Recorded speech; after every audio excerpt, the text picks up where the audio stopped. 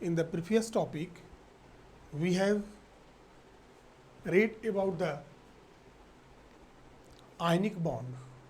Now, today I am going to teach you the general characteristics of ionic compounds or the general characteristics of the compounds having ionic bond. आज हम आप लोगों को इसी के बारे में बताने जा रहे हैं। तो इसका जनरल कैरेक्टरिस्टिक्स में हम लोग पढ़ेंगे कि उसका फिजिकल स्टेट क्या होता है। सबसे पहले हम लोग क्या पढ़ेंगे कि फिजिकल स्टेट क्या होता है। तो ionic compounds are found in their solid state. क्या हम लोग फिजिकल स्टेट में देखते हैं कि आयनिक कंपाउंड जो होते हैं वो सॉलिड स्टेट में पाए जाते हैं। कारण क्या होता है कि उसमें आयंस के बीच a strong force of attraction, जिसको इलेक्ट्रोस्टैटिक फोर्स ऑफ अट्रैक्शन कहते हैं, वर्क करता है, जिसके कारण वे सॉलिड स्टेट में पाए जाते हैं। सेकेंड में हम लोग पढ़े melting and boiling point. Ionic compounds के पास मेल्टिंग एंड बॉइलिंग पॉइंट बहुत हाई होता है। कारण होता है कि ये जो आयनिक कंपाउंड्स होते हैं आयन से मिलकर बने होते हैं और उनका जो नेचर होता है पॉजिटिव एंड नेगेटिव होता है, और पॉजिटिव आयंस और नेगेटिव आयंस के बीच a stronger force of attraction work करता है, जिसके कारण आयंस एक दूसरे के काफ़ी नज़दीक होते हैं और उनका मेल्टिंग एंड बॉइलिंग पॉइंट इसी के चलते वेरी हाई होता है। अब हम लोग देख लें कि थर्ड में सॉल्युबिलिटी इन वाटर। हम लोग केमिस्ट्री का एक बहुत अच्छा फार्मूला होता है कि लाइक डिजॉल्व्स लाइक। नेचर में भी हम लोग देखते हैं कि एक तरह के लोग एक साथ रहना पसंद करते हैं। जो चोरी करने वाले लोग हैं, जिनके नेचर में चोरी होती है, वो हमेशा उसी के ग्रुप में रहना पसंद करते हैं। जो ऑनेस्ट होते हैं उनका अलग ग्रुप होता है और उसी के ग्रुप में वो लोग रहना पसंद करते हैं। उसीलिए आयनिक कंपाउंड जो होते हैं वे पोलर सॉल्वेंट लाइक वाटर में क्या होते हैं, सॉल्युबल होते हैं। इनकी सॉल्युबिलिटी नॉन पोलर सॉल्वेंट, जैसे हम लोग कहते हैं क्लोरोफॉर्म, बेंजीन, ईथर, एल्कोहल इत्यादि में नहीं होती है। इसका क्या कारण होता है कि जो आयनिक कंपाउंड्स होते हैं वाटर में सॉल्युबल होते हैं या पोलर सॉल्वेंट में सॉल्युबल होते हैं। इसके पीछे दो कारण हैं। पहला कारण होता है कि डाई इलेक्ट्रिक कांस्टेंट, जिस पोलर सॉल्वेंट का डाइलेक्ट्रिक कांस्टेंट का वैल्यू जितना ही ज़्यादा होगा उसमें आयनिक कंपाउंड जो होते हैं उतना ही ज़्यादा सॉल्युबल होते हैं। हम लोग देख लें कि जो आयंस के बीच जो फोर्स ऑफ अट्रैक्शन काम करता है तो F = 1/d Q1 एवं Q2 बाई R स्क्वायर। इसी को हम लोग कहते हैं, D को हम लोग कहते हैं डाई इलेक्ट्रिक कांस्टेंट। अगर जिस पोलर सॉल्वेंट के लिए डाइलेक्ट्रिक कांस्टेंट का वैल्यू जितना ही ज़्यादा होगा उसमें आयनिक कंपाउंड्स उतना ही ज़्यादा सॉल्युबल होते हैं। ये हम लोग देख चुके हैं अभी फार्मूला से कि F is inversely proportional to D। इसका मतलब डाइलेक्ट्रिक कांस्टेंट का वैल्यू जितना ही ज़्यादा होगा उसमें जो आयनिक कंपाउंड्स होते हैं उतना ही ज़्यादा सॉल्युबल होंगे। ये डाइलेक्ट्रिक कांस्टेंट करता क्या है, ये हर जो पोलर सॉल्वेंट है उसका ये नेचर होता है और ये वर्क करता है inversely proportional to the force of attraction. अब हम लोग सेकेंड जो देखते हैं, ये जो आयनिक कंपाउंड्स होते हैं वाटर में या पोलर सॉल्वेंट में क्यों सॉल्युबल होते हैं, तो दूसरा कारण होता है कि वाटर जो मॉलिक्यूल होता है, आगे हम लोग डिटेल्स में पढ़ेंगे, इसमें पोलरिटी होती है। ये ऑक्सीजन पर डेल्टा नेगेटिव चार्ज, हाइड्रोजन पर delta positive charge, delta negative charge, delta positive charge. ये नेगेटिव चार्ज होता है ऑक्सीजन पर, और ये हाइड्रोजन पर डेल्टा पॉजिटिव चार्ज होता है। अगर हम लोग कोई आयनिक कंपाउंड को पोलर सॉल्वेंट में डालते हैं तो हम एग्जाम्पल के तौर पर NaCl को लेते हैं, तो Na पर प्लस और Cl पर माइनस चार्ज होता है।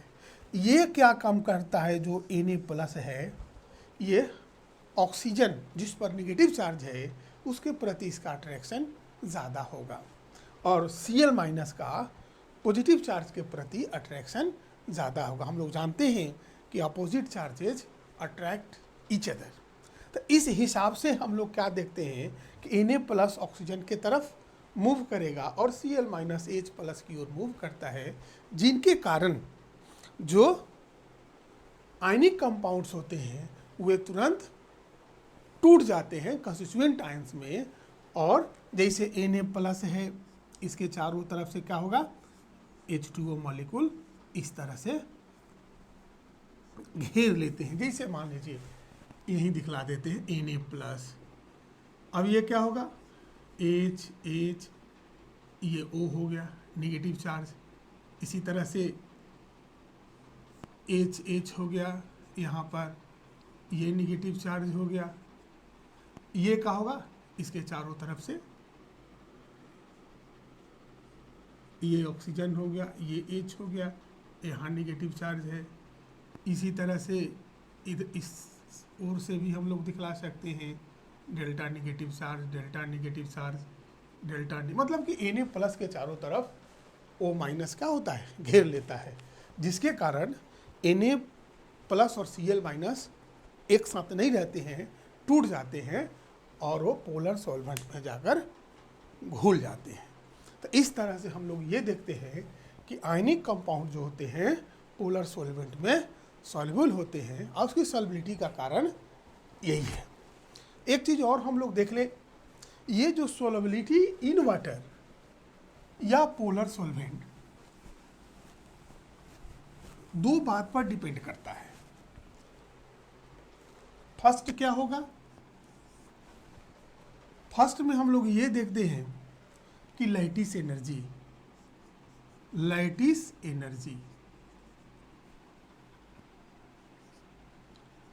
और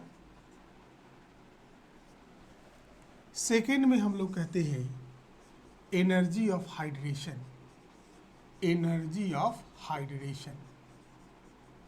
हम लोग इसके पहले वाला क्लास में पढ़ चुके हैं कि लैटिस एनर्जी कहते किसको हैं।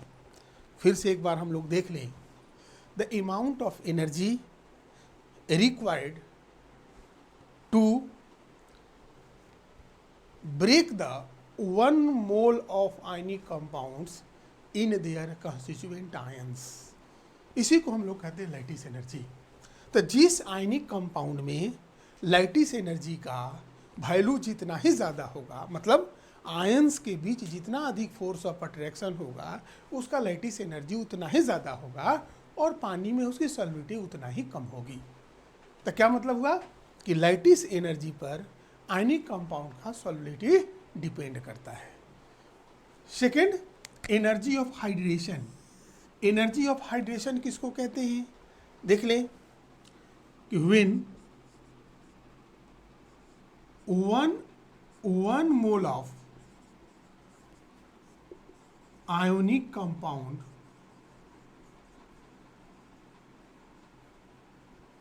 compounds is dissolved in water,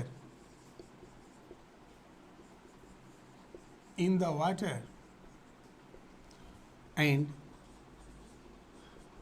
the amount of energy released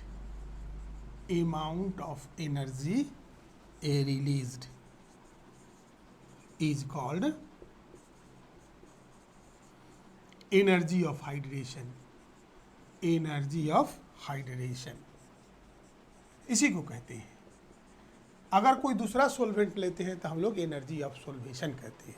मतलब एक मोल आयनिक कंपाउंड को अगर हम लोग कंप्लीटली वाटर में डिसॉल्व करा देते हैं और जितना अमाउंट ऑफ एनर्जी रिलीज होती है उसी को हम लोग कहते हैं एनर्जी ऑफ हाइड्रेशन।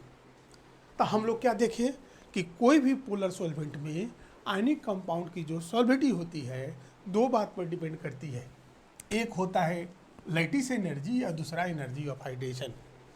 तो हम लोग को एक कंडीशन है इसमें जो जानना है कि अगर एनर्जी ऑफ हाइड्रेशन का वैल्यू लैटिस एनर्जी से ज़्यादा हो then that ionic compound will be soluble in water.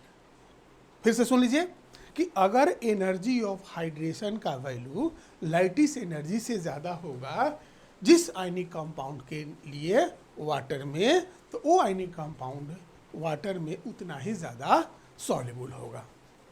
तो ये हम लोग कंडीशन देख लीजिए कि लैटिस एनर्जी और हाइड्रेशन पर किस तरह से आयनिक कंपाउंड की सॉल्युबिलिटी डिपेंड करती है। तो इस तरह से हम लोग देखें कि अभी तक कि ionic compounds are soluble in polar solvent like water. Solubility का कारण भी हम लोग समझ ले गए कि क्यों आयनिक कंपाउंड पोलर सॉल्वेंट में सॉल्युबल होता है। अब हम लोग देखें फोर्थ में डिसोसिएशन ऑफ आयनिक कंपाउंड्स क्या होता है। अगर हम लोग आयनिक कंपाउंड्स को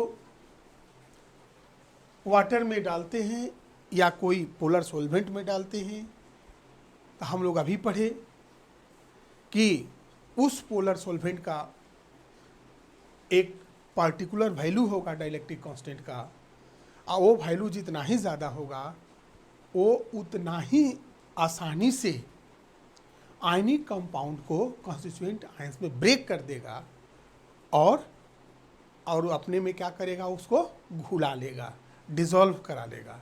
इसी को हम लोग कहते हैं डिसोसिएशन ऑफ आयनिक कंपाउंड्स। इसी को हम लोग कहते हैं डिसोसिएशन ऑफ आयनिक कंपाउंड्स। मतलब अगर हम लोग पर्टिकुलर सॉल्वेंट में जब हम लोग आयनिक कंपाउंड्स को डालते हैं तो वो टूट जाता है अपने कंस्टिट्यूएंट आयंस में, और पानी में या वाटर जो भी हो पोलर सॉल्वेंट उसमें जाकर घुल जाता है। तो उसी को हम लोग कहते हैं डिसोसिएशन ऑफ आयनिक कंपाउंड्स। इसका कारण भी हम लोग समझ लिए कि चूँकि पोलर सॉल्वेंट का एक पार्टिकुलर डाइलेक्ट्रिक कांस्टेंट का वैल्यू होता है, जिस पोलर सॉल्वेंट का डाइलेक्ट्रिक कांस्टेंट का वैल्यू जितना ही ज़्यादा होगा आयनिक कंपाउंड उतना ही आसानी से उसमें डिसोसिएट करेगा, घुल जाएगा। क्योंकि हम लोग अभी पढ़े कि ये जो force of attraction is inversely proportional to the dielectric constant of the solvent. अब हम लोग फिफ्थ में आए, इलेक्ट्रिकल कंडक्टिविटी। एक चीज हम समझ लें कि सॉलिड स्टेट में आयनिक कंपाउंड्स जो होते हैं बैड कंडक्टर ऑफ इलेक्ट्रिसिटी होते हैं। क्या हम लोग देखें कि ionic compounds are bad conductor of electricity in their solid state. इसके पीछे कारण क्या है कि सॉलिड स्टेट में आयंस जो होते हैं फ्री मूव नहीं कर सकते हैं, एक दूसरे से जुड़े हुए रहते हैं। इसी के कारण सॉलिड स्टेट में वे कंडक्टर के रूप में काम नहीं करते हैं। लेकिन इन देयर फ्यूज्ड स्टेट या in their aqueous solution they are good conductor of electricity.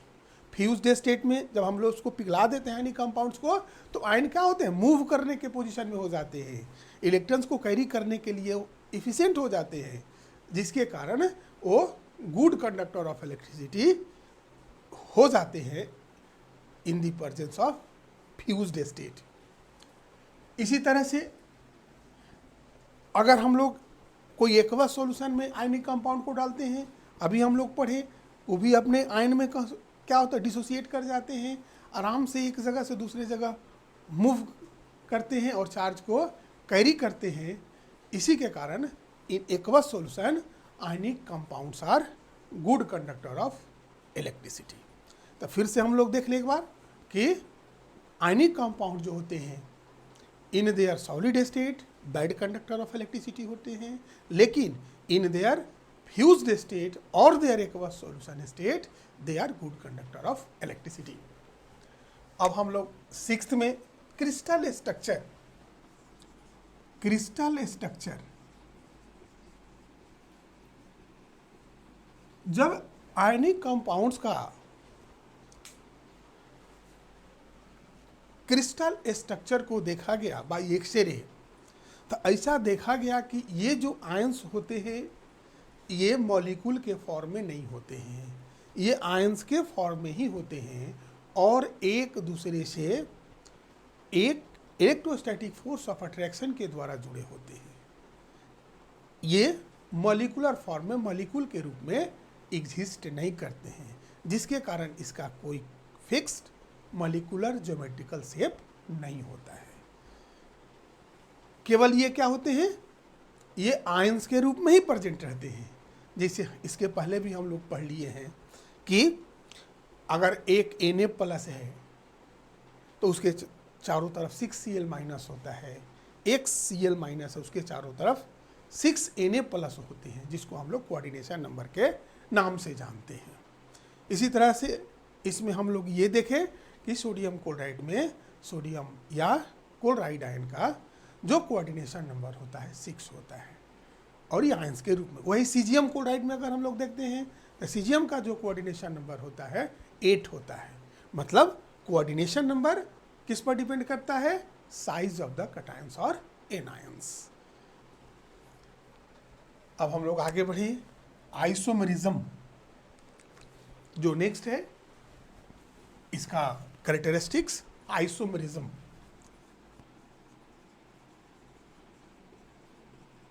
Isomerism पहले भी आप लोग पढ़ चुके होंगे कि compounds having the same molecular formula but differ in their structure या properties are called isomers and this phenomena is called isomerism.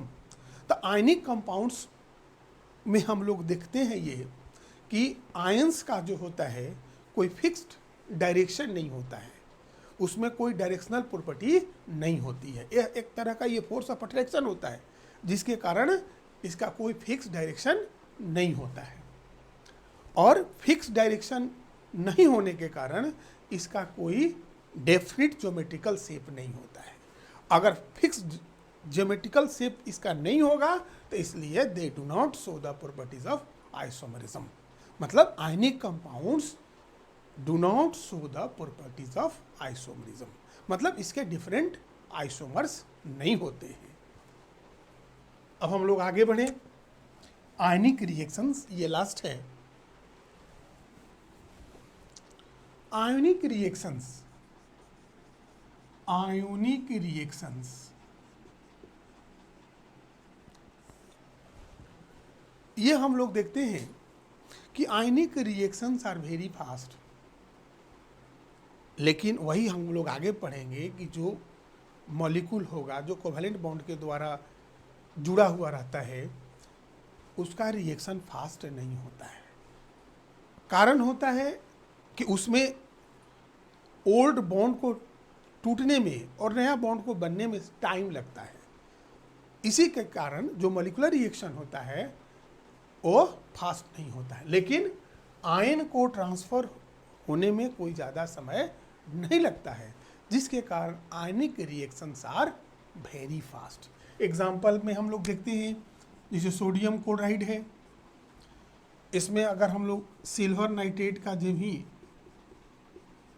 Solution को ऐड करते हैं तो ये हम लोग देखते हैं NaNO3 प्लस AgCl, मतलब तुरंत व्हाइट प्रेसिपिटेट बन जाता है, white precipitate of AgCl।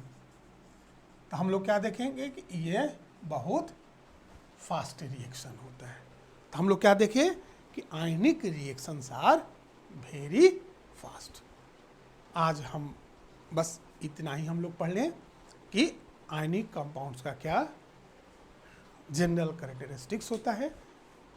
Next topic में हम लोग कोवैलेंट बॉन्ड और कोवैलेंट कंपाउंड के बारे में पढ़ेंगे। Thank you.